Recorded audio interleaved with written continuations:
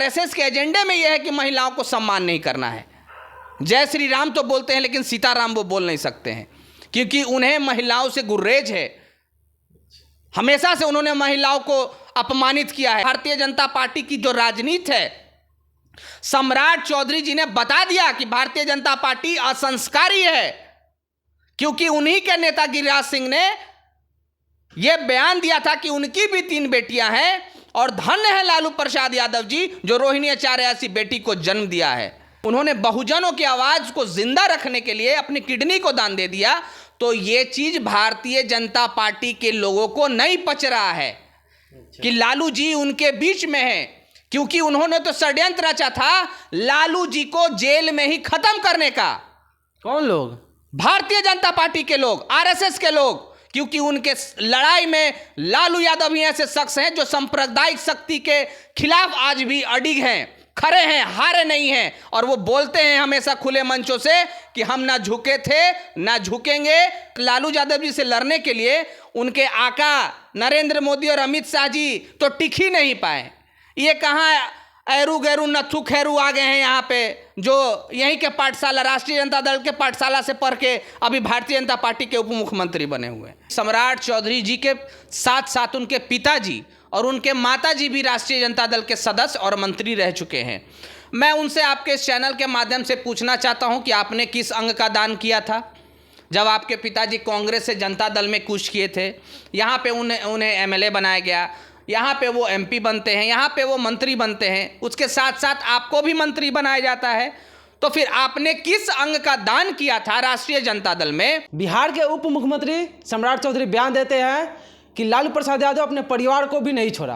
क्यों नहीं छोड़ा? क्योंकि रोहिणी आचार्य जो कि सारण लोकसभा से चुनाव लड़ रही है और लालू प्रसाद यादव उन्होंने टिकट दिया है, और रोहिणी आचार्य जो कि अपने पिता को कुछ दिन पहले किडनी दी थी। इसको लेकर के राज चौधरी बोलते हैं कि अपने बेटी को टिकट देने के लिए किडनी ले लिया। इन तमाम बिंदु पर बात करेंगे। हमारे साथ मौजूद है समाजसेवी अमित जी, इनसे बात करेंगे। क्या लगता है सर? देखिए, जिस तरह के सम्राट चौधरी जी ने जो बयान दिया है वो बयान एकदम निंदनीय है और इससे उनकी संस्कार पता चलता है, क्योंकि सम्राट चौधरी जी के साथ साथ उनके पिताजी और उनके माताजी भी राष्ट्रीय जनता दल के सदस्य और मंत्री रह चुके हैं। मैं उनसे आपके इस चैनल के माध्यम से पूछना चाहता हूं कि आपने किस अंग का दान किया था जब आपके पिताजी कांग्रेस से जनता दल में कूच किए थे? यहाँ पे उन्हें एमएलए बनाया गया, यहाँ पे वो एमपी बनते हैं, यहाँ पे वो मंत्री बनते हैं, उसके साथ साथ आपको भी मंत्री बनाया जाता है। तो फिर आपने किस अंग का दान किया था राष्ट्रीय जनता दल में? मैं सम्राट चौधरी जी से ये पूछना चाहता हूं, जिस तरह से रोहिणी आचार्य जी पे उन्होंने टिप्पणी जो की है, ये ओछी राजनीति दर्शाता है कि भारतीय जनता पार्टी किस तरह की राजनीति, विपक्षी के परिवार के बारे में अनाप शनाप बोल के वो जिस तरह से राजनीति करना चाह रही है, वो बिहार के तमाम जनता आने वाले चुनाव में रोहिणी आचार्य जी के लिए खड़े होके, क्योंकि रोहिणी आचार्य जी देश ही नहीं बिहार के साथ साथ देश विदेश में उनका नाम हुआ था, वो प्रेरणा स्रोत है बिहार के साथ साथ देश के लिए। वो एक महिला है, वो बेटी है, वो बहन है और वो बहू भी हैं। उन्होंने हर चीज मजबूती से अपने उस समाज के कहने वाले बहुजन के नेता हमारे माननीय श्री लालू प्रसाद यादव जी के आवाज को बुलंद रखने के लिए जो जीवनदान उन्होंने दिया, उस पर टिप्पणी करके सम्राट चौधरी जी ने असंस्कारी होने का परिचय दिया है। इस बिहार की राजनीति, भारतीय जनता पार्टी की जो राजनीति है, सम्राट चौधरी जी ने बता दिया कि भारतीय जनता पार्टी असंस्कारी है, क्योंकि उन्हीं के नेता गिरिराज सिंह ने यह बयान दिया था कि उनकी भी 3 बेटियां हैं और धन्य है लालू प्रसाद यादव जी जो रोहिणी आचार्य ऐसी बेटी को जन्म दिया है। अच्छा, जो बीजेपी बेटी पढ़ाओ बेटी बचाओ का नारा देती है और वही दूसरी तरफ बोलती है कि हम महिलाओं को सम्मान देते हैं, लेकिन इस तरह से जो बिहार की बेटियां हैं उनको इस तरह से जो बयानबाजी दे रहे हैं, अनर्गल बयान दे रहे हैं, क्या उचित है ये? वो सम्मान नहीं देते हैं, वो महिलाओं को अपमानित करते हैं। जिस तरह से सम्राट चौधरी जी ने बयान दिया है, वो बयान किसी महिला के लिए अच्छी शब्द नहीं निकाला। उन्होंने अपमानित किया है, सम्मानित नहीं किया रोहिणी आचार्य जी को, क्योंकि उनके पास उनके खिलाफ बोलने के लिए सारण लोकसभा में उनके पास शब्द नहीं है। इस तरह से ये ओछी राजनीति उनके खिलाफ की जा रही है। और पूरे बिहार के तमाम महिलाओं के लिए आप आने वाले समय में देखिएगा, अभी चुनाव है, पूरे देश में लोकसभा का चुनाव है, और ये बिहार हर कोई महिला चाहती है कि वो ही रोहिणी आचार्य की तरह बने। हर वो बेटी या बहन चाहती है कि वो रोहिणी आचार्य की तरह बने।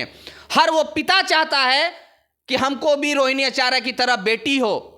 वो अपने आप को सौभाग्यशाली समझेंगे। वो जिस तरह से रोहिणी आचार्य जी को लालू प्रसाद यादव जी की बेटी कहने पे लालू प्रसाद यादव जी अपने आप को सौभाग्यशाली समझते हैं, उस तरह की तमाम बिहार के पिता और भाई को सौभाग्य समझना चाहिए कि उन बिहार में रोहिणी आचार्य जैसी बहन और रोहिणी आचार्य ऐसी बेटी हमारे बिहार से है। पूरे बिहार और पूरे देश के तमाम बुजुर्गों ने, तमाम माता बहनें भाई, हर कोई ने रोहिणी आचार्य जी का सम्मान किया। जिस तरह का उन्होंने काम किया आज के डेट में, जब ये आर्टिफिशियल इंटेलिजेंस का टाइम है, एआई का टाइम है, उस टाइम में एक बेटी ने हर चीज़ होते हुए अपने पास और अपने पिताजी को उन्होंने जीवन दान दिया। अपना किडनी दान करके उन्होंने बहुजनों की आवाज़ को जिंदा रखने के लिए अपनी किडनी को दान दे दिया। तो ये चीज़ भारतीय जनता पार्टी के लोगों को नहीं पच रहा है कि लालू जी उनके बीच में हैं, क्योंकि उन्होंने तो षड्यंत्र रचा था लालू जी को जेल में ही खत्म करने का। कौन लोग? भारतीय जनता पार्टी के लोग, आरएसएस के लोग, क्योंकि उनके लड़ाई में लालू यादव ही ऐसे शख्स हैं जो सांप्रदायिक शक्ति के खिलाफ आज भी अडिग हैं, खड़े हैं, हारे नहीं हैं। और वो बोलते हैं हमेशा खुले मंचों से कि हम ना झुके थे ना झुकेंगे, ऐसा कोई भी शक्तियां नहीं है जो मुझे झुका सकती है, सांप्रदायिक शक्तियां। और कहीं ना कहीं रोहिणी आचार्य जी ने अपने किडनी को उनको डोनेट करके उन तमाम बहुजनों की आवाज़ को जिंदा रखने का जो काम रोहिणी आचार्य जी ने किया है, इससे भारतीय जनता पार्टी तिलमिला सी गई है। और उस तिलमिलाई हुई भाषाई शब्द का जो प्रयोग सम्राट चौधरी जी ने किया है, इससे पता चलता है कि वो लुच्चा टाइप के नेता हैं, बिहार के वो लफंगा टाइप के नेता हैं। और वैसे लफंगा बिहार में बहुत सारे जगह उनके मिलेंगे। जब रोहिणी आचार्य की बात आएगी तो उनके ही जवाब में उनको, उनके ही भाषा में उनको जवाब देने के लिए सब कोई बिहार की जनता तमाम अडिग हैं कि जिस दिन सम्राट चौधरी मिलेंगे उनके ही भाषा में उनको जवाब दिया जाएगा। वो राष्ट्रीय जनता पार्टी से उनकी राजनीतिक करियर की शुरुआत हुई थी, आज वो बीजेपी में जाके टिके हुए हैं। क्या क्या दान कहाँ कहाँ किए हैं, कौन से अंग दान किए हैं, और भी कुछ दान किए होंगे, तो उनको बताना चाहिए मीडिया के समक्ष आके। इस तरह की टिप्पणी करके पूरे बहुजन समाज के लोगों का, वो या बिहार के कोई भी समाज हो, वो हर एक समाज के महिलाओं का उन्होंने अपमान किया है इस तरह के बातों को बोल के। इससे उनकी राजनीति, भारतीय जनता पार्टी की राजनीति को पता होती है। इस जिस तरह के उन्होंने बयान दिया है, कौन चाहेगा आज के डेट में, जिस तरह जिसकी घर में पुत्री होगी, जिसके घर में बहन होंगे, वो क्या सोच रहे होंगे अभी के डेट में कि किस तरह के बयान भारतीय जनता पार्टी दे रही है। वो हार सी गई है बिहार की इस धरती पे, उन्होंने हार मान लिया है, क्योंकि आरएसएस के एजेंडे में यह है कि महिलाओं को सम्मान नहीं करना है। जय श्री राम तो बोलते हैं लेकिन सीताराम वो बोल नहीं सकते हैं, क्योंकि उन्हें महिलाओं से गुर्रेज है। हमेशा से उन्होंने महिलाओं को अपमानित किया है, तो सम्मानित की बात कहाँ आ रही है। सम्राट चौधरी जी हो सकता है कि अपने घर में अपने माताजी बहन लोग का भी वो सम्मान नहीं करते होंगे, इसलिए इस तरह का भाषा उन्होंने उपयोग किया है राजनीति में। क्या लगता है जो सम्राट चौधरी बयान दे रहा है, जिस तरह से कहीं ना कहीं बीजेपी के जो लोग हैं हमेशा से लालू यादव को टारगेट करते रहे हैं, जब से बीजेपी बिहार में अपने प्रबल हुई है तब से लालू यादव को टारगेट करके सम्राट चौधरी उप मुख्यमंत्री बने हैं। क्या आने वाले भविष्य में हमेशा इसी तरह से बीजेपी टारगेट करेगी लालू प्रसाद यादव को? देखिए, लालू प्रसाद यादव जी को टारगेट करने के लिए उन पूरे बहुजनों से लड़ना होगा भारतीय जनता पार्टी को।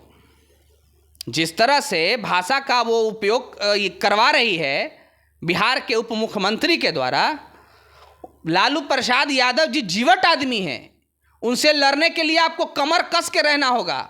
और परिवार पे ये टिप्पणी करके वो चाह रहे कि वो बलवान है, वो अपने असंस्कारी व्यक्तित्व का, जिस तरह से मीडिया के समक्ष उन्होंने असंस्कारी अपने व्यक्तित्व का जो उजागर किए हैं ना, जिस तरह से उजागर किए हैं, तो भारतीय जनता पार्टी भी उजागर हो गई है सम्राट चौधरी के साथ साथ।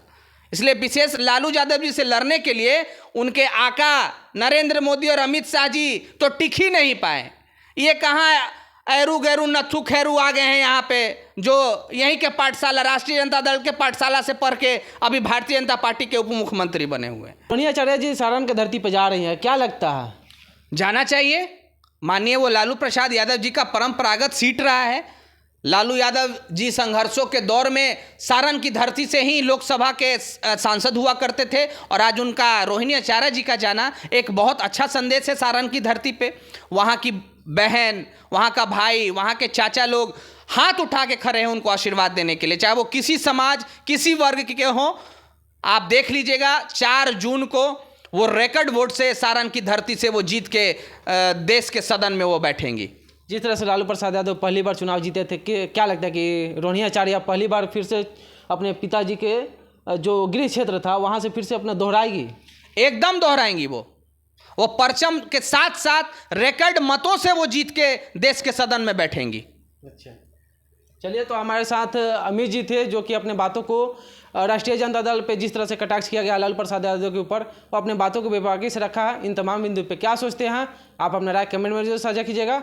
आप देख रहे थे बिहार इंस्पायर, मैं शिव कुमार। जय हिंद, जय बिहार।